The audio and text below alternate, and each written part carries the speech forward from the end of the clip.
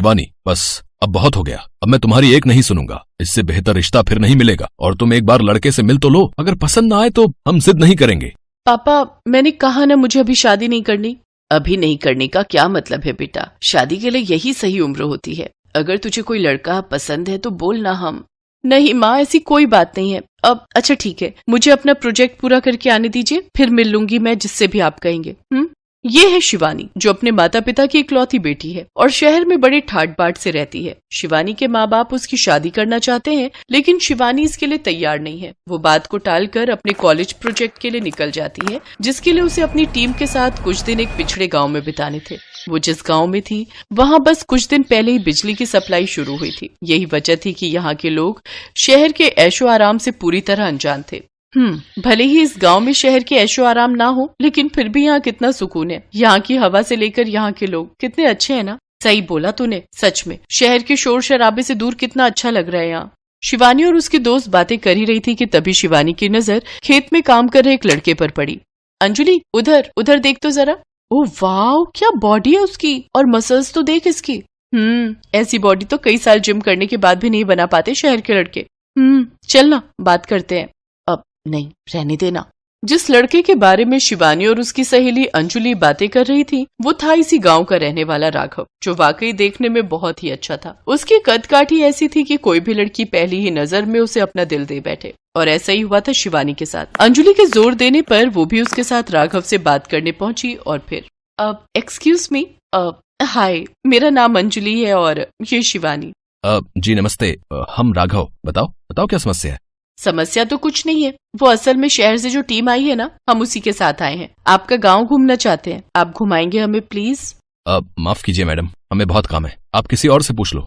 इतना कहकर राघव वापस अपने काम पर लग गया और शिवानी वहीं खड़ी उसे काफी देर तक देखती रही। उसे राघव पसंद आ गया था। उसके बाद वो हर दिन राघव को ढूंढी लेती और किसी न किसी बहाने से उससे बातें करने की कोशिश करती। राघव को भी जल्दी ही शिवानी के दिल का हाल समझ आ गया और फिर, देखो राघव, तुम चाहे जो कहो, मैंने तय कर लिया है। मैं अगर शादी करूंगी तो सिर्फ तुमसे। लेकिन मैडम, हम शहर नहीं आ सकते।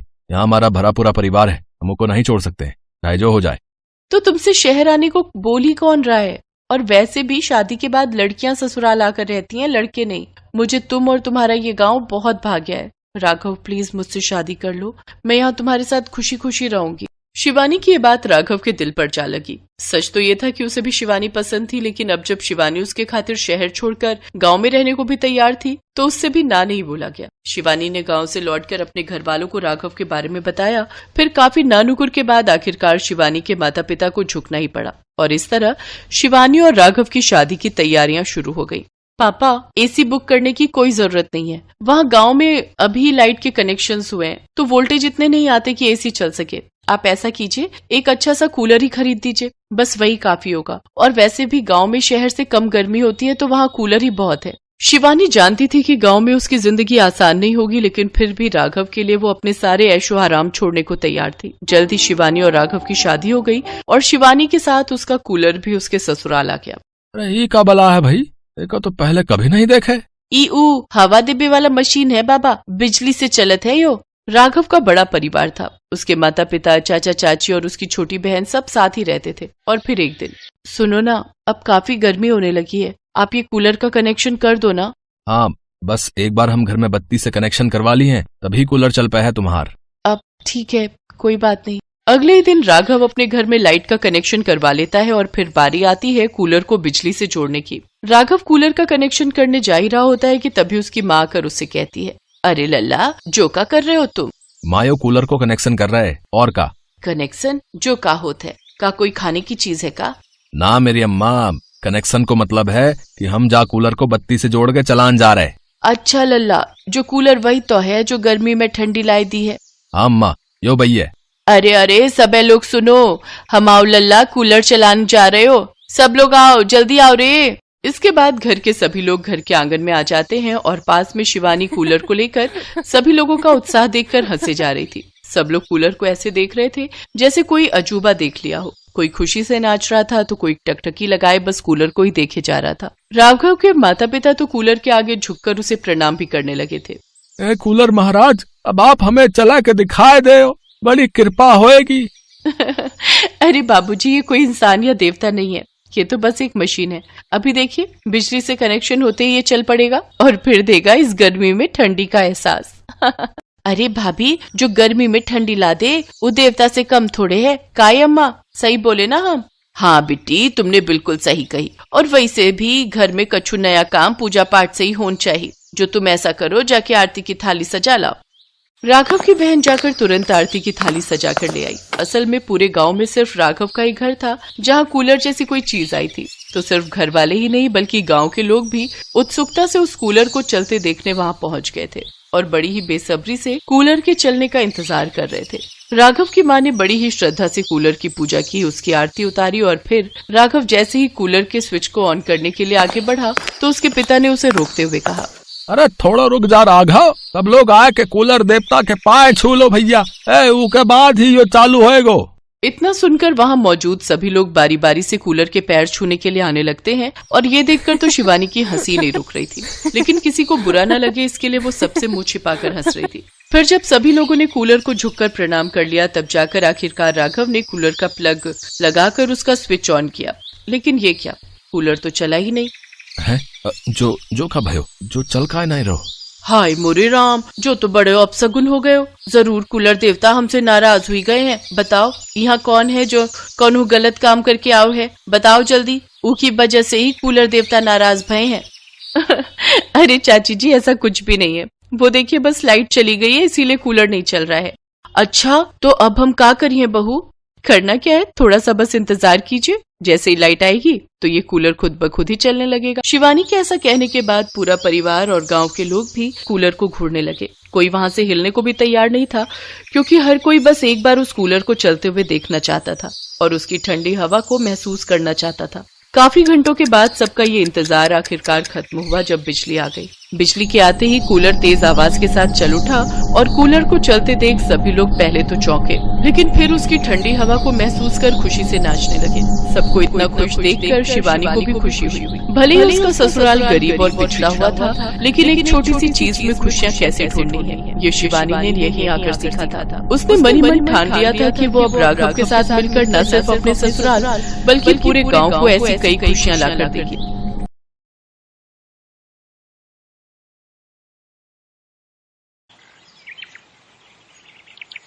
मनीष एक ऑटो रिक्शा चलाता था। जब वो 15 साल का था तब उसके पिता का देहांत हो गया। इसी कारण मनीष को ही घर की जिम्मेदारी उठानी पड़ी और कॉलेज की पढ़ाई छोड़कर पिता के ऑटो चलाने का काम मनीष ने संभाल लिया। मनीष की बड़ी बहन सुलेखा की शादी में जो उसके पिता ने कर्जा लिया था उसे उतारने के लिए मनीष ने अपना घर भी बेच दिया और माँ के साथ किराए के घर में रहने लगा। मनीष की बड़ी बहन अपने ससुराल में खुश है, इस बात की उसे बहुत तसल्ली है। माँ, सुलेखा दीदी का मेरे मोबाइल पर फोन आया है, तुम बात कर लो, फिर मैं ऑटो लेकर काम पर निकलता हूँ। हेलो सुलेखा दीदी, ये लो माँ से बात करो। हाँ बेटी, अपना ध्यान रखा कर, खूब खाया पिया कर, इससे बच्चे की सेहत पर अच्छा असर होगा। अब बस यही इच्छा है कि जल्दी से मैं नानी बन जाऊं और मनीष मामा। हाँ वो तो है, अब मामी कहलवाने वाली बस आ जाए तो मैं सुकून से तीर्थ यात्रा पर निकल जाऊंगी। नहीं, अपने नाती पोतों को खिलाकर ही तीर्थ यात्रा पर जाऊंगी। माँ, बस मनीष के लिए अच्छी सी लड़की ढूंढ लो जो घर संभाल ले। माँ, मुझे देर हो रही है, बाद में बात कर लेना। अच्छा सुलेखा, मैं तेरे से बाद में बात करती हूँ, मनीष को देर हो रही है। मनीष ऑटो लेकर काम पर निकलता है।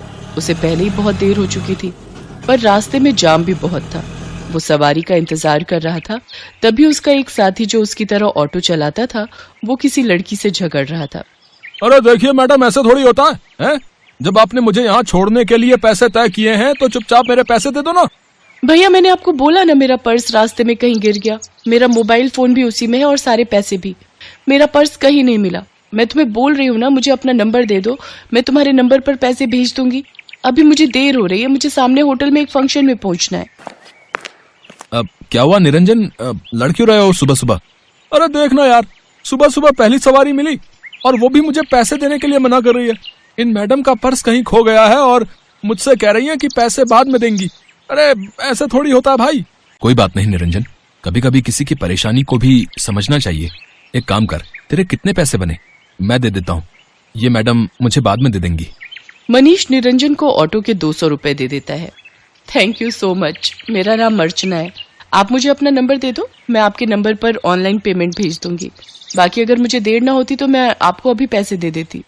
अब कोई बात नहीं मैम, ये लीजिए मेरा नंबर।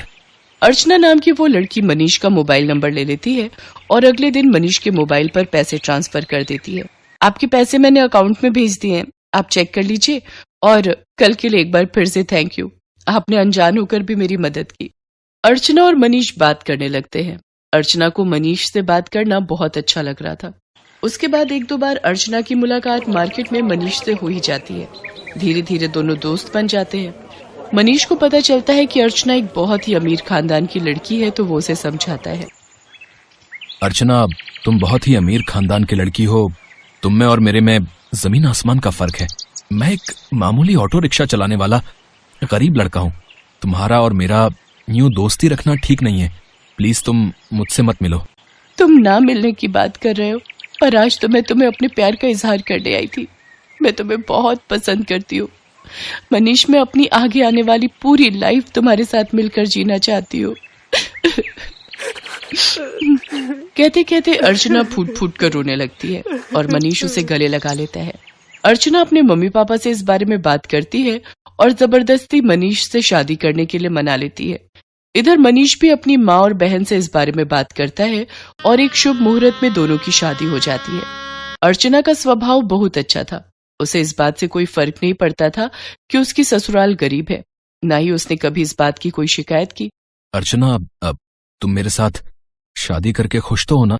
हाँ मनीष, मैंने तुम्हें दिल से प्यार किया है। मैं तुम्हारे साथ बहुत खुश हूँ।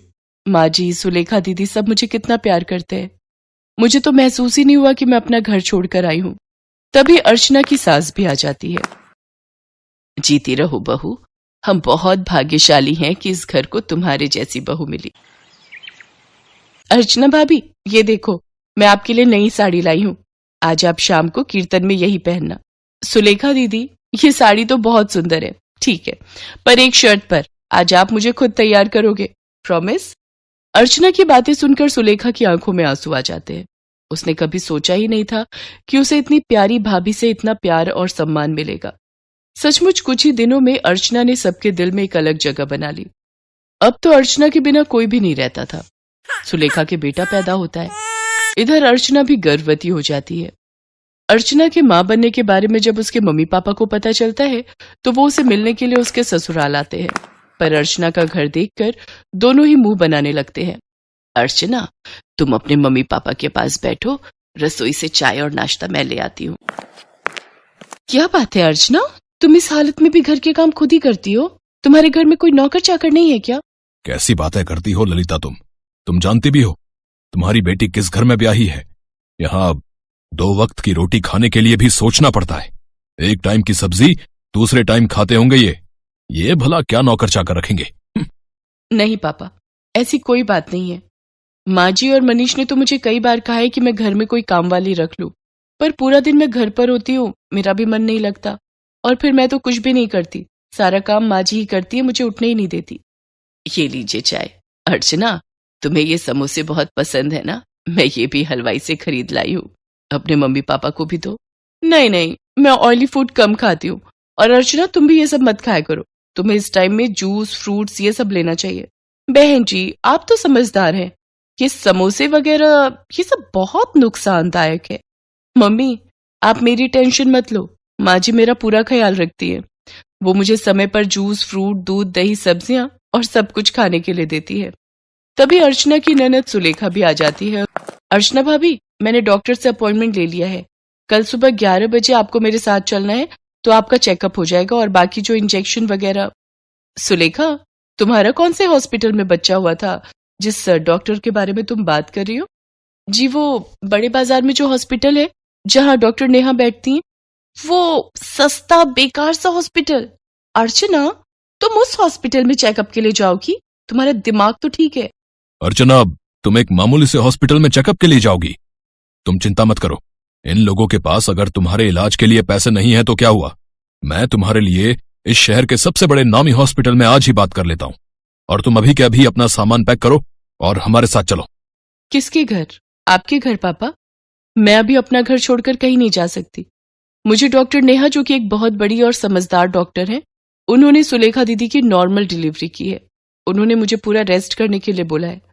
और शायद आपने ठीक से सुना नहीं, मुझे कल सुलेखा दीदी के साथ डॉक्टर के पास जाना है। आप थोड़ी देर और बैठेंगे या जा रहे हैं? क्योंकि अभी ना मनीषा आने वाले हैं। वो शहर में एक नया रेस्टोरेंट खुला है, वहां पर मेरी फेवरेट आइसक्रीम मिलती है, तो आज मेरा वो खाने का प्लान है। तो हम सब डिनर के लिए जाने वाले हैं। अर्चना का ऐसा कोई प्लान नहीं था, ये उसकी सास और सुलेखा जानते थे। पर अर्चना अपने मम्मी पापा को एहसास दिलाना चाहती थी कि उसके ससुराल वालों का और अपमान ना ही करे तो उनके लिए बेहतर है। अर्चना के मम्मी पापा लज्जित हो जाते हैं और कुछ देर बाद वहां से चले जाते हैं। अर्चना की सास और ननद दोनों की आंखों में खुशी के आंसू थे। अर्चना अपनी सास और ननद के गले से लग जाती है।